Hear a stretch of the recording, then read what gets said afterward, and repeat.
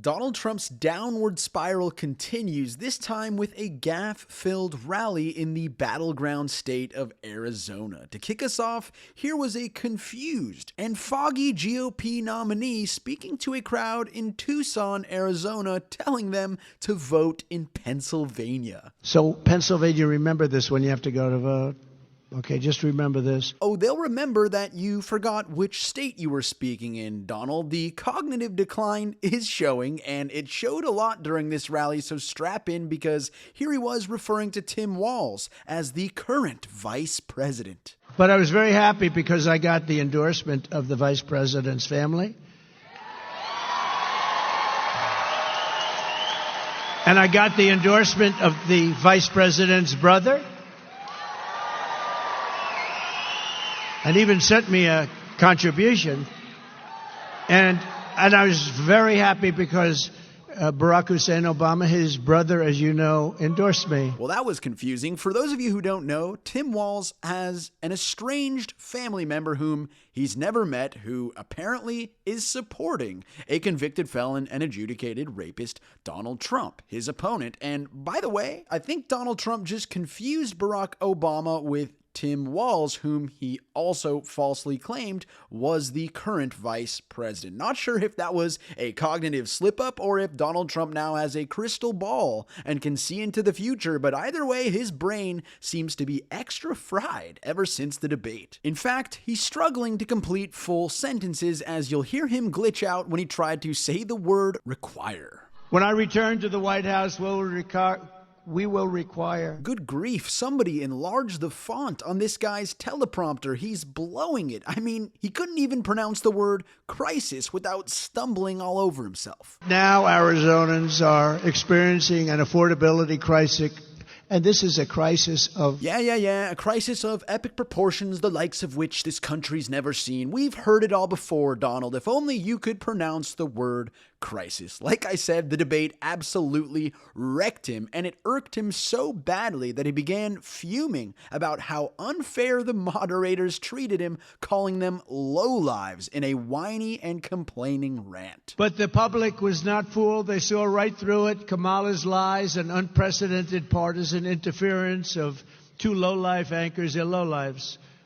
For them to do what they did, and they wouldn't correct her on like Project 25, I don't know what the hell it is. Well, 130 of your former aides and campaign officials wrote the damn thing, so I'm pretty sure you do know what it is, Donald. And by the way, the moderators are not lowlives. They were just doing their job of fact-checking Trump's incessant lies, one of which Trump expanded upon during his rally in Tucson. Here he was, falsely claiming yet again that not only are migrants eating people's cats and dogs in Springfield, Ohio, but that they're also taking the town's geese. Migrants are walking off with the town's geese. They take in the geese. Grandpa's off his meds again. Keep hammering those kitchen table issues, Donald, which, by the way, are debunked internet conspiracies that have been proven false by both the city's mayor and the MAGA governor of Ohio himself. But to Donald Trump's credit, he did try to bring up a more relatable issue of inflation, which he is responsible for due to his administration's reckless spending and needless corporate tax cuts. But as he delivered the line, he blew it with another gaffe. We will rapidly reduce inflation by slashing energy costs. Energy causes? Don't know what that means, and I don't think Trump knows what it means either. What Trump does know, however, is that he is well liked by foreign dictators, which he made sure to remind the crowd in Arizona of when speaking about one of his favorite authoritarians, Viktor Orban. Viktor Orban, the Prime Minister of Hungary, said, you got to bring Trump back or this whole world is going to blow up. Touting endorsements from Hungary's autocratic prime minister is definitely one way to appeal to independent voters in Tucson, Arizona. So is trying to convince them that you aren't weird, which Donald tried yet again to do in what has now become a stale and redundant bit at his rallies as of late, so I'll cut it off quickly. It was the weirdest thing. Am I wrong? Because They were saying JD and I are weird. No, we're very solid people.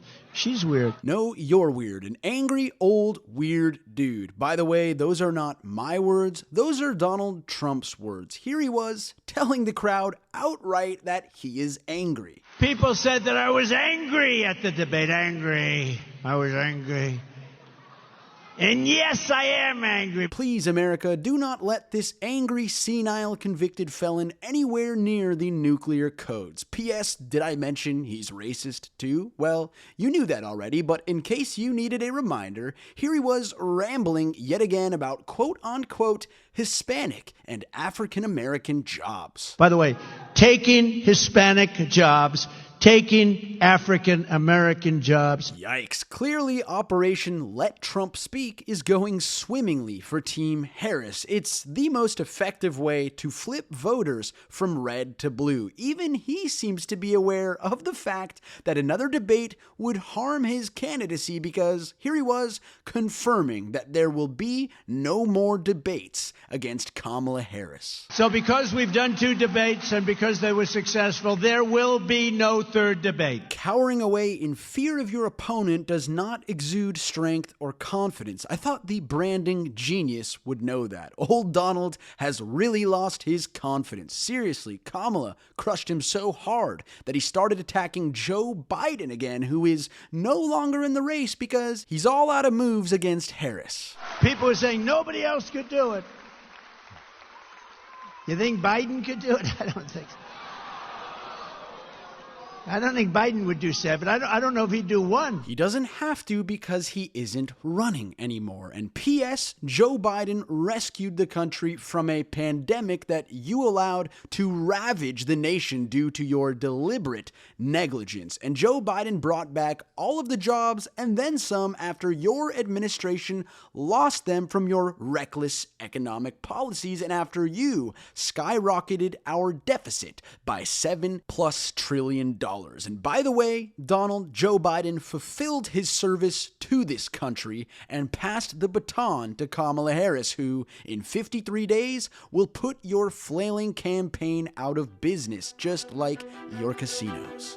Thank you guys for listening to today's episode of the Gen Z Perspective. If you enjoyed it, please subscribe to the show and give us a 5-star review on Apple because, as you can see, the MAGA lunatics have bombarded the podcast with 0-star reviews. I think we're worth a little more than that, but I also think it shows you how terrified they are of our generation. Thanks again for tuning in, and I'll catch you guys next time on the Gen Z Perspective. The Gen Z Perspectives theme song was created and produced by Pokari.